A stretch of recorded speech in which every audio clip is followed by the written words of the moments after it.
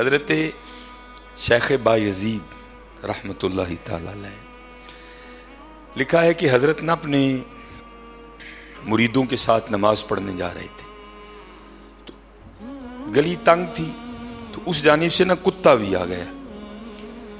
تو ظاہر ہے اگر تلقین آئی غیب سے، کوئی دل میں خیال تو آیا ہوگا نا، تو حضرت نے نا اپنے کپڑوں کو بڑا سمیٹا اور سائڈ پہ ہو گئے کہ کتا گزر جائے، کہیں میرے کپڑوں سے لگ ہی نہ جائے یہ.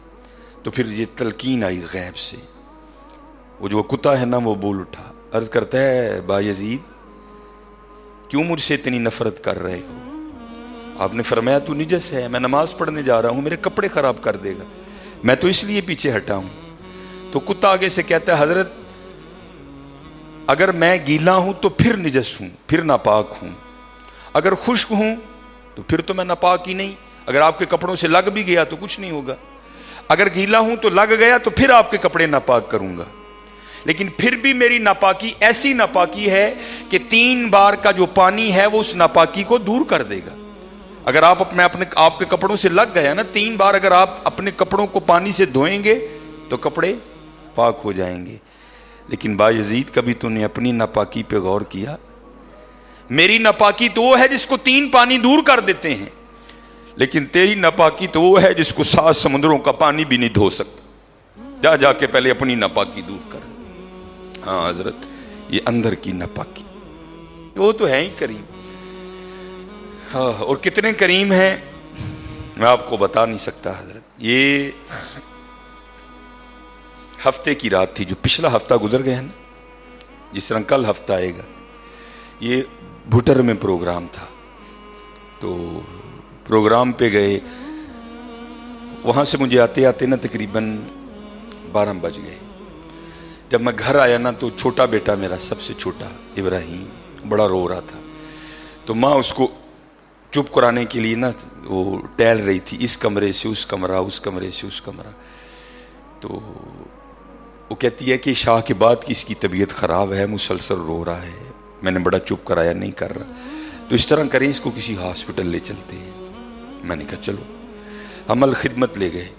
وہ ڈاکٹر نے چیک کیا، اس نے کہا بچے کا گلا خراب ہے، اور جب بھی بچوں کا گلا خراب ہوتا ہے نا ساتھ پھر ان کے کان میں بھی درد ہوتی ہے، اس کے کان میں درد ہے اس لیے رو رہا ہے.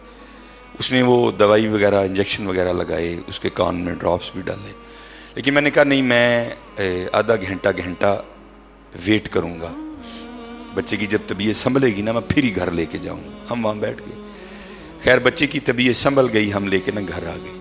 اب ظاہر ہے بچے کی طبیعت خراب تھی، اس کی ماں نے عشاء کی نماز نہیں پڑھی تھی، میں نے فرض اور سنتیں پڑھ لی تھی، وتر اور نوافل میں نے بھی نہیں پڑھے تھے. وہ بچہ سو گیا، ہم نے اس کو چارپائی پہ لٹایا، آگے میں نے نماز شروع کر دی، میرے پیچھے میرے بیٹے کی ماں نے نماز شروع کر دی.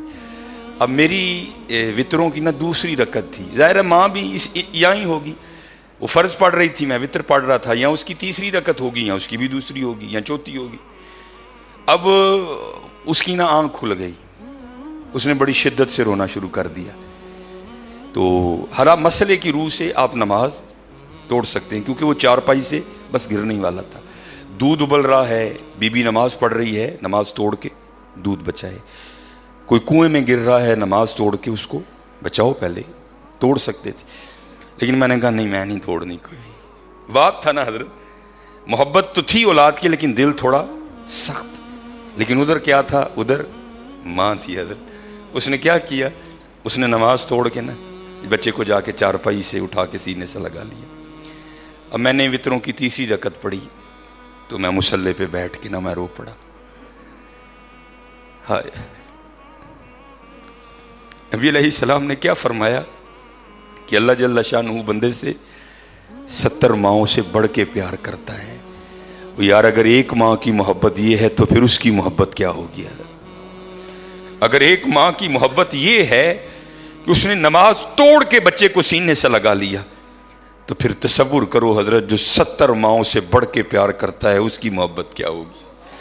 لیکن بات پھر وہی ہے حضرت، ہم تو مائل با کرم ہیں، لیکن کیا ہم تو مائل با کرم ہیں، لیکن آگے سے کیا جب یہ وہ بچہ تھا نا، میں نہیں تھی حضرت اس میں، وہ تو پوری شدت سے رو رہا تھا، او مجھے بٹھاؤ، او مجھے اٹھاؤ. مجھے بچاؤ مجھے بچاؤ. شدت تھی نا حضرت, اس شدت نے ماں کو مجبور کر دیا کہ اس نے نماز توڑ کے بچے کو اٹھایا. یہاں بھی جب شدت آتی ہے نا حضرت, تو پھر دریائے رحمت ایسا جوش میں آتا ہے کہ بگڑی بن جاتی ہے. لیکن پھر کیا ہے, میں ہم تو مائل با کرم ہیں, کوئی سائل ہی